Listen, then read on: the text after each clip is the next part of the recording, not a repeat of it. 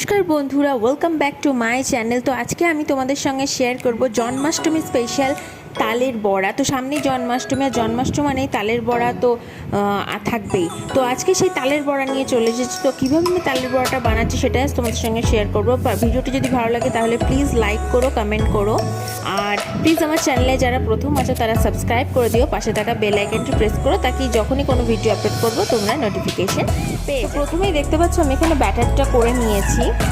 তো আমি প্রথমে তালটা ভালো করে ধুয়ে তালটাকে ঘষে তো ওর মধ্যে আমি দিয়েছি আটা। তোমরা ইচ্ছা করলে ময়দাও দিতে পারো।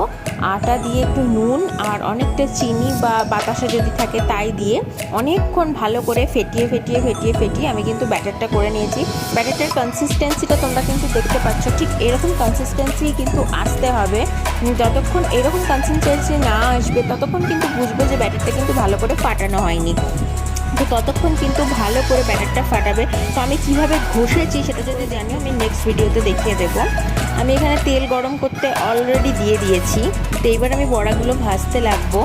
পাশে আমি একটা জায়গায় একটু জল নিয়ে নিয়েছি, হাতে একটু জল আগে দিয়ে নিলাম, কারণ এই ব্যাটার হাতে একটু জল যদি না নিয়ে নিই তাহলে তেলের মধ্যে কিন্তু আমি কোনো মতেই বড়াগুলো ছাড়তে পারবো না।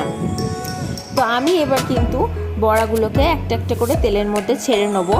তো আমি কিন্তু প্রথমে একটা বড়া ওই দেখো পাশে রয়েছে, আমি ভেজে দেখে নিয়েছি যে তেলটা ঠিকঠাক গরম হয়েছে। তারপরেই কিন্তু আমি পরবর্তী যে ভাজবো বড়ার যে ব্যাচটা বলতে পারো সেইটা দিচ্ছি। তোমরাও কিন্তু প্রথমে এরকম একটা দেখে নেবে, না হলে তেল যদি ভালো করে গরম না হয় তাহলে কিন্তু লেগে যাবে এবং খারাপ হয়ে যেতে পারে।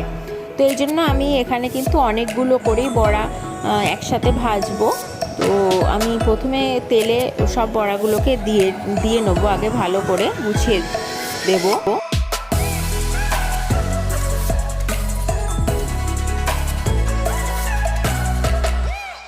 তো দেখতেই পাচ্ছ আমি এখানে অনেকগুলো বড়াই কিন্তু কড়াইতে দিয়ে দিয়েছি।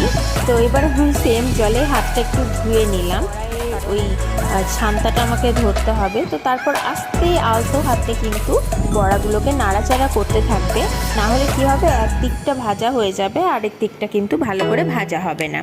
তো বড়াটাকে হালকা হালকা করে নাড়তে থাকতে হবে এবং আঁচটা কমিয়েই ভাজবে, যাতে দুটো দিকই হালকা হালকা করে ভাজা হয়ে যায়। প্রথমে কিন্তু আঁচটা কমানোই থাকবে। দেখতে পাচ্ছ হালকা হালকা ব্রাউন কালার হয়ে এসেছে।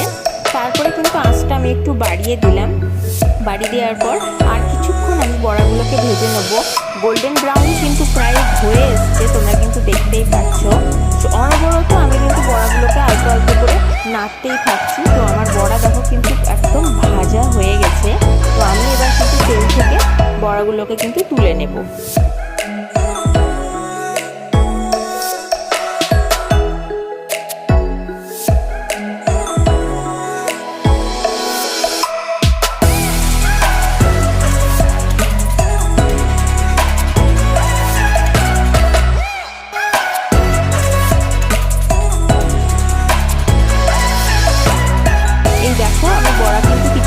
ভেজেই রেখেছি তোমাদেরকে দেখানোর জন্য।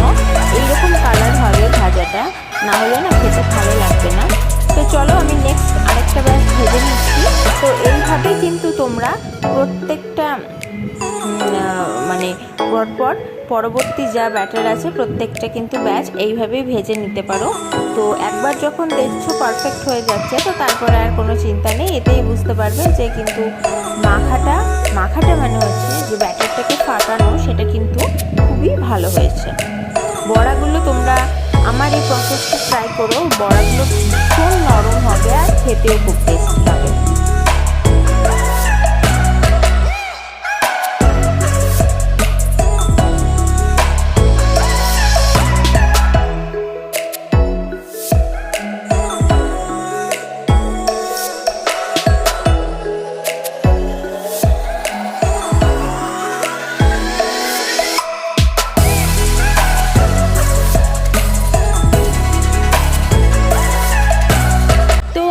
ভিডিওটা তোমাদের কেমন লাগলো অবশ্যই কিন্তু আমাকে কমেন্ট করে জানাবে। তো আজকের ভিডিওটা এই পর্যন্তই। তোমাদের যদি ভিডিওটা ভালো লাগে তাহলে প্লিজ লাইক করে দিও আর চ্যানেলটি সাবস্ক্রাইব করে দিও। তো টাটা, বাই বাই, ভালো থেকো।